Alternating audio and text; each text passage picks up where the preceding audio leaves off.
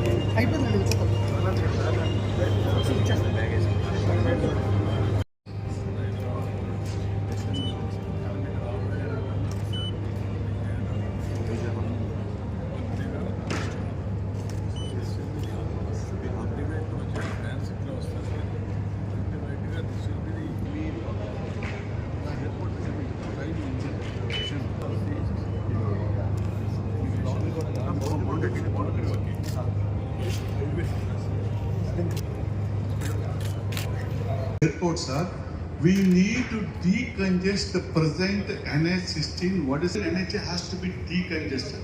So, sir, if you look at this point, out of the 12, what to do underpass, what to do above the ground has been defined, sir. All these belongs to national highways, sir. Initially, water reached Champavati. What will you were the minister at that time? I was a member of parliament. It had reached. Now, if that can happen, this will be supplemented. It's not a very expensive, revitalized and done permanently, sir. We have Nagavali River water also available to this thing. My concerns were with regard to the 500 acres that the previous government deleted from this scheme. The economics of the project. That aside, what we need to probably try and see is the MRO angle of it. If there is some way, now if this could be planned in 30th June, Discovered can settle, and another 8.7 acre is expanded, and 12 places, and NHA has to develop this underwater overpass. This is very difficult to start the project when the operation is very important, sir. And as I told you last season, and also we can see what the report is ready, sir. We are on to submit news, sir. That gives us very clearly we can get more outfalls to this airport, sir. And also the airport directly, which I showed you, sir, in the system. Uttarandhra అభివృద్ధికి కీలకమైనటువంటి Bhogapuram international airport ఇది ఒక growth ఇంజిన్గా తయారవుతుంది.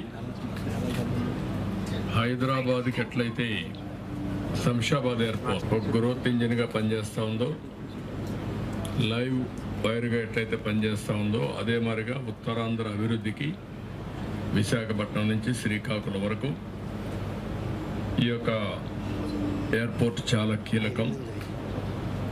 హైదరాబాద్లో city centre అయితే ఇక్కడ 2-3 పోర్ట్లు ఉన్నాయి. గంగవరం, విశాఖపట్నం,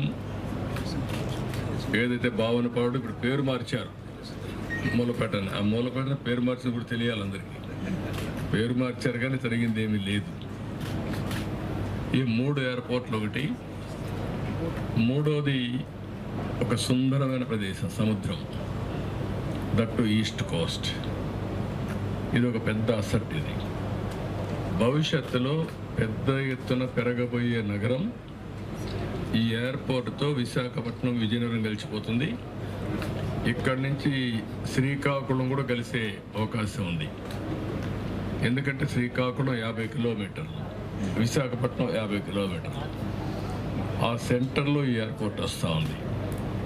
అదే మరిగా ఫేజ్ 1లో బీచ్ రోడ్ భోగాపురం వరకు ఏదైతే బీచ్ రోడ్ ఉందో అది కానీ మనం వేసుకుంటే ఫేజ్ 2లో ఇంకొక 50 కిలోమీటర్లు శ్రీకాకుళం, ఫేజ్ 3లో లేదంటే కంటిన్యూగా కూడా మూలపేట పోర్ట్ వరకు వేసుకుంటే, మూలపేట నుంచి ఒక పేరలల్ హైవే వచ్చి బీచ్ రోడ్ వచ్చి ఇప్పుడుండే ఎగ్జిస్టింగ్ హైవే ఈ హైవే కనుక కలిపేయగలిగితే మధ్యలో కొన్ని కనెక్టివిటీ పెట్టుకుంటే అది ఇప్పుడు ఎగ్జిక్యూట్ చేసే పరిస్థితి వచ్చింది. ఈ ఎయిర్పోర్ట్ మనం చూస్తే 15 మే 2015 20వ తారీఖున రాష్ట్ర ప్రభుత్వం ఆమోదం తెలిపింది. నేను వచ్చిన వెంటనే ఆమోదం తెలియజేశాను. అక్టోబర్ 7 2016 కేంద్రంలో కూడా సెంట్రల్ మినిస్ట్రీ కూడా దీనికి యాక్సెప్ట్ చేశారు. దీనికి ఆ రోజు 2700 ఎకరాలు కావాలనుకున్నాం. 2700 ఎకరాలు అక్వైర్ చేశాం. అయితే వీళ్ళు వచ్చిన తర్వాత 2023కి ప్రాజెక్టే పూర్తి కావాలని ఒక లక్ష్యంగా పెట్టుకున్నాం. అప్పట్లో వీళ్ళు వచ్చి మొత్తం టింకర్ చేశారు, ప్రాజెక్ట్ని ఆడుకునే పరిస్థితికి వచ్చారు. ఇప్పుడు మళ్ళా మొదటికి వచ్చింది. ఒక 500 ఎకరాలు తీసుకోవడం, లేకపోతే లేనిపోని సమస్యలు క్రియేట్ చేయడం, అన్నీ క్రియేట్ చేశారు. మళ్ళీ వేసిన ఫౌండేషన్ తిరిగి ఫౌండేషన్ వేయడం, అంటే ఇవన్నీ కూడా ఏంటంటే ఒక పిల్లోళ్ళ చేష్టలు లేకపోతే పిచ్చోళ్ళ చేష్టల కింద దీన్ని అతలాకుతలం చేసే పరిస్థితికి వచ్చారు. అయితే ఈ రోజుకి 31.8% వర్కులు పూర్తయినాయి. దీనికి నేను క్లియర్గా ఇన్స్పెక్ట్ చేసిన తర్వాత ఫార్చునేట్లీ ఉత్తరాంధ్ర బిడ్డ సెంట్రల్ సివిల్ ఏవియేషన్ మినిస్టర్గా ఉన్నారు. ఈ ప్రాజెక్టు కట్టే వాళ్ళు కూడా ఉత్తరాంధ్ర వాళ్ళే, డెవలపర్ కూడా. బోత్ ఇంట్రెస్ట్లు ఇక్కడ సింక్రనైజ్ అయినాయి. అంటే ఈ ప్రాంతం యొక్క అభివృద్ధి ధ్యేయంగా ఇద్దరు కూడా దీన్ని డెవలప్ చేయాల్సిన అవసరం ఉంది. వన్ ఆఫ్ ది బెస్ట్ ప్రాజెక్ట్గా అదే అంతమంది అశోక్ గారు కూడా మంత్రిగా ఉన్నారు. ఈ ప్రాజెక్ట్ని పూర్తి చేయాల్సిన బాధ్యత ఉంది. As on today Visakhapatnam airport అయితే 2.8 మిలియన్ ప్యాసింజర్స్ హ్యాండిల్ చేస్తూ ఉంది. ఇది స్టార్ట్ అవుతానే I don't have any doubt 4.5 మిలియన్కి వస్తుంది, 4.5 మిలియన్కి వస్తుంది. దీని కెపాసిటీ 45 మిలియన్ ప్యాసింజర్స్ని హ్యాండిల్ చేసే అవకాశం ఉంది మ్యాక్సిమం. అదే సమయంలో 4700 కోట్లతో ఫేజ్ 1 ప్రారంభిస్తున్నారు. 2200 ఎకరాలు ఇప్పుడు వీళ్ళ హ్యాండ్ ఓవర్లో ఉంది. ఇంకొక 500 ఎకరాలు ఉంది. అది కూడా ఇవ్వడానికి ఇన్ ప్రిన్సిపల్ యాక్సెప్ట్ చేస్తున్నాం. బట్ క్లియర్ కట్గా వాళ్ళు ఒక యాక్షన్ ప్లాన్ తయారు చేసుకొని రావాలి. ఇక్కడ జాబ్స్ ఏం క్రియేట్ చేయగలుగుతాం, ఏ యాక్టివిటీ తీసుకొస్తాం, ఎట్లా అభివృద్ధి చేస్తామో అవన్నీ తీసుకురమ్మంటున్నారు. ఈ ఎయిర్పోర్ట్ కానీ పూర్తయితే రాయగఢ్, కోరాపూట్, మల్కాన్గిరి, ఈస్ట్ గోదావరి, శ్రీకాకుళం, విజయనగరం, విశాఖపట్నం, అనకాపల్లి కూడా మొత్తం ఈ ప్రాంతాలన్నీ కూడా చేసే పరిస్థితి వస్తుంది. ఈరోజు మా ఇద్దరికే కాకుండా పవన్ కళ్యాణ్ గారు కూడా జనసేన కూడా పూర్తి సపోర్ట్ ఉండే ప్రాంతం. అందుకే బీజేపీ అందరం కలిసిన తర్వాత ఒక సునామీ క్రియేట్ చేశారు. హిస్టారికల్ విక్టరీ వచ్చింది. We are very happy.